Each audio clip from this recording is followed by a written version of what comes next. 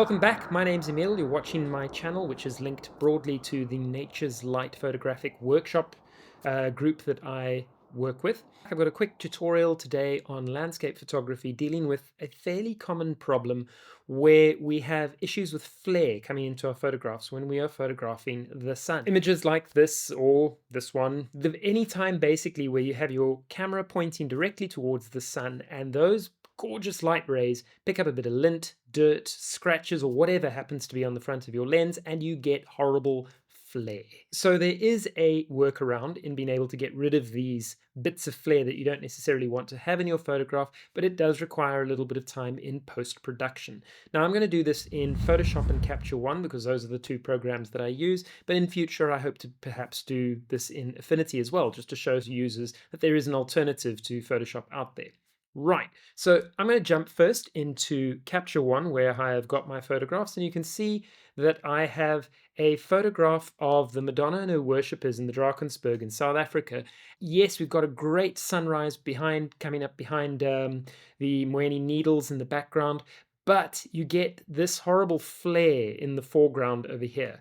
And it's because I've probably got dirt in the front of the filters that I'm using. I am using a soft 3-stop Nisi graduated filter in an attempt to try to control some of the highlights that are coming in through the sky at the top. This hasn't exactly solved the problem entirely, and as a result we have to do a bit of a tonal exposure blend. So here is a photograph of the highlights where you can see some nice color in the sky and you've got the rays of the sun coming through. But of course, as soon as we expose for our shadows in the foreground, you end up getting all of this horrible, well, the rays are great, but you end up with that flare at the bottom, and that is not something that we necessarily want to have. The way to get around this is something that I call giving it the finger, and it requires taking another photograph or a series of photographs with your finger over the actual specular highlight in the photograph, in this case, the sun.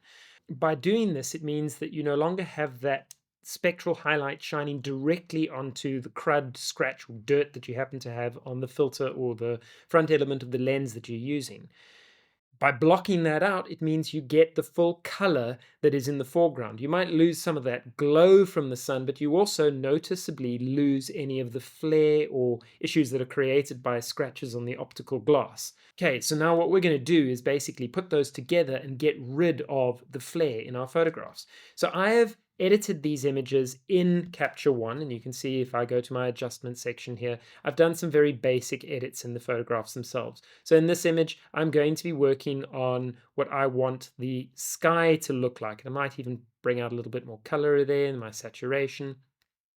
Warmth might bring that down just a touch actually. And the reason being because I'm going to have to blend it with the lower layers, being these two photographs. Once I edit this photograph, which is essentially going to be the color in my foreground, so I'm going to raise my warmth a little bit. I want to bring in some shadow detail there so that that comes through nicely.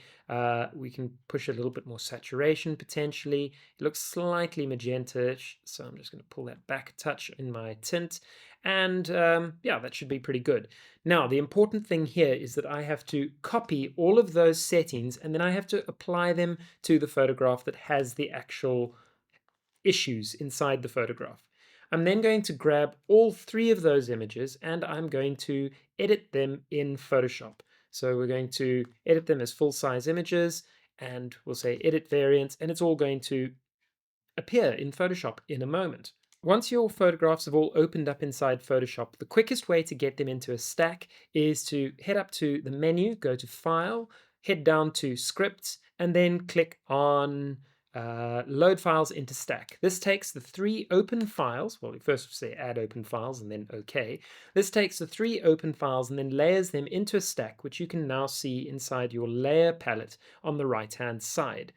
If you want to align those photographs, and of course remember you can also align them while you're doing the stack, but I'm going to do it separately for this exercise, you can select your 3 photographs by holding down your Shift button and selecting all 3, and then what we're going to do is say Edit, auto align layers, and I'm just going to use the automatic projection.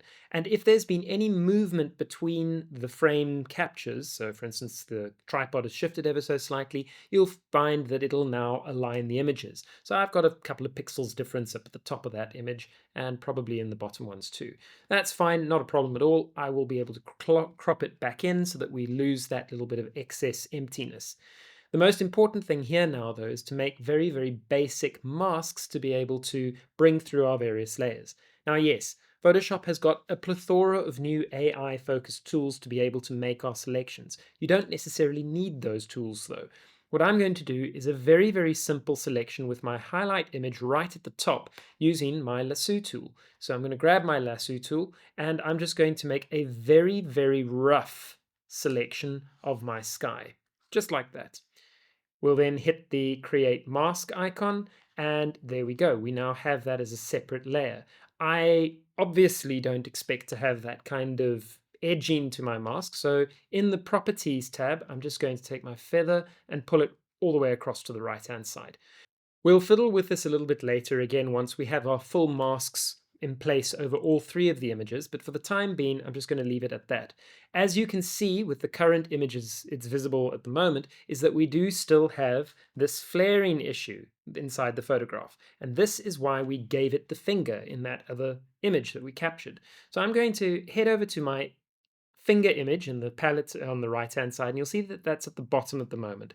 We actually need that image to be above the photograph with the flare. So I'm just going to shift that up into the middle row over here, and then we're going to create a empty mask layer. Then I'm going to take my brush tool, shortcut key B, and using about a 50%, well, we need 0 hardness, so it's nice and soft, and I'd like about an opacity of 50% or thereabouts.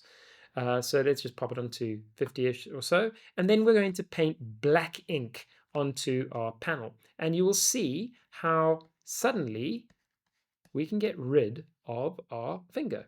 So I'm just going to paint around a little bit again because I want to get some of that warm glow pushing off into the mountains itself. Now, if it looks like it's too much at the moment, that's not a problem because again, I'm going to head back into my mask and into the properties panel and I'm going to feather that out. And as we feather it, you'll see that we start to get a more natural flow of light onto our scene itself. I'm just going to make sure that we don't have that finger inside the shot. And if I want to get more of the glow, I'm going to use a slightly lower opacity so we can push it down to about 12 or so. And I'm then going to paint white ink. So I'll switch my color swatch around to white and we'll just paint that out into the mountains so that you get a little bit of that glow, all the while trying to avoid catching any of the fingers, which I've actually just gone and done over there. Let's go back to 100% opacity, and we're just going to paint out our fingers. So we now have effectively a photograph where we've got our nice gorgeous sky coming through from the top and we have the light in the foreground, but we no longer have that horrible, there you go, flare. The flare is gone.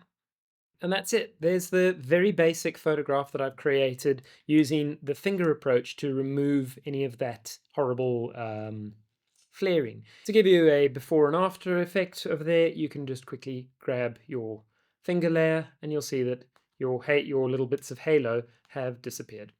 So it is a very effective way to be able to essentially photograph directly into the sun without actually picking up any of those horrible bits of flare that often occur. And as I say, I call it giving it the finger.